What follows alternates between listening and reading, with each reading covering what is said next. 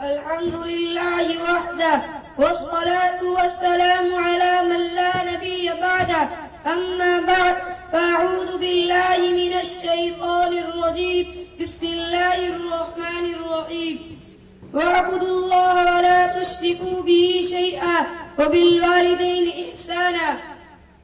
تمام تعریفیں اس اللہ تعالیٰ کے لیے ہے جس نے ہماری بہترین پرورش اور دیکھ بھال کے لیے ہمیں ماں باپ دی ہے، جو ہمارے دکھ درد میں ہمدرد، غمی خوشی کے شریک، ہماری بیماری سے پریشان ہو جانے والے، ہماری صحت اور خوشحالی کے لیے ہمیشہ دعا گو، ہمارے رات و آرام کے لیے خود اپنے آپ کو مشقت میں ڈالنے والے، گرمی سردی دھوپ بارش کی تکالیف ہمارے لیے سہنے والے، اس کے علاوہ والدین کے ہم پر بے شمار احسانات ہیں. یہی وجہ ہے کہ اللہ تعالی نے قرآن کریم میں اپنے حق کے بعد سب سے پہلے والدین کے حق کا ذکر کیا ہے اور ان کے ساتھ اس نے سلوک کی تعلیم دی ہے. اللہ تعالیٰ کا ارشاد ہے وَاعْبُدُوا اللَّهَ وَلَا تُشْرِكُوا بِهِ شَيْئًا وَبِالْوَالِدَيْنِ إِحْسَانًا. ترجمہ، اور اللہ تعالیٰ کی عبادت کرو اور اس کے ساتھ کسی کو شریک نہ ٹھہراؤ اور والدین کے ساتھ اچھا سلوک کرو. ہمیں چاہیے کہ اپنے والدین کے ساتھ اچھا سلوک کریں، دل سے ان کی قدردانی کریں، ان کا ادب کریں، جب وہ بات کریں تو توجہ سے سنیں، ان کی بات مانیں، ان سے آہستہ آواز میں بات کریں، امی ابو کہہ کر ان کو پکاریں، ان کا نام نہ لیں، ان سے ضد نہ کریں، اگر کوئی بات بری لگے تو بھی نہ کہیں، اونچی آواز میں بات نہ کریں، ان سے پہلے نہ بولیں، ان سے آگے نہ چلیں، ان کے رات و آرام کا خیال رکھیں.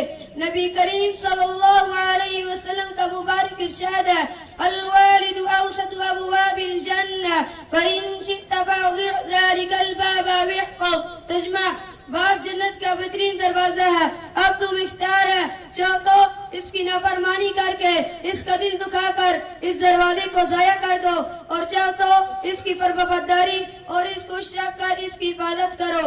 حضرت عائشہ رضی اللہ عنہ فرماتی ہے کہ نبی کریم صلی اللہ علیہ وسلم نے ارشاد فرمایا میں سویا تمہاری آنکھ میں دیکھا، میں جنت میں ہوں، میں نے جنت میں کسی قرآن کریم پڑھنے والی کی آواز سنی، میں نے پوچھا یہ کون ہے جو یہاں قرآن کریم پڑھ رہا ہے؟ اس نے بتایا ھذا حارثۃ بن النعمان. ترجمہ، یہ حارثہ بن نعمان ہے. پھر نبی کریم صلی اللہ علیہ وسلم نے حضرت عائشہ رضی اللہ عنہ سے ارشاد فرمایا کذا قلبی وکان بر الناس بأمی. ترجمہ، نیکی ایسی ہوتی ہے، نیکی ایسی ہوتی ہے، یعنی نیکی کا پھل ایسا ہی ہوتا ہے. حارثہ بن نعمان اپنی والدہ کے ساتھ بہت ہی اچھا سلوک کرنے والے تھے.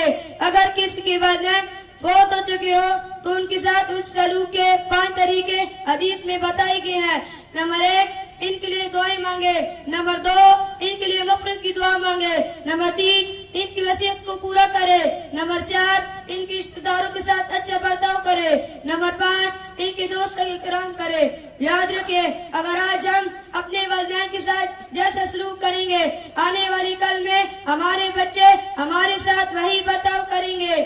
آئیے میں اور آپ مل کر عزم کریں کہ اپنے والدین کے ساتھ اچھا سلوک کریں گے، کبھی ان کا دل نہیں دکھائیں گے اور ان کے لیے یوں دعا مانگتے رہیں گے رب ارحمہما کما ربیانی صغیرا.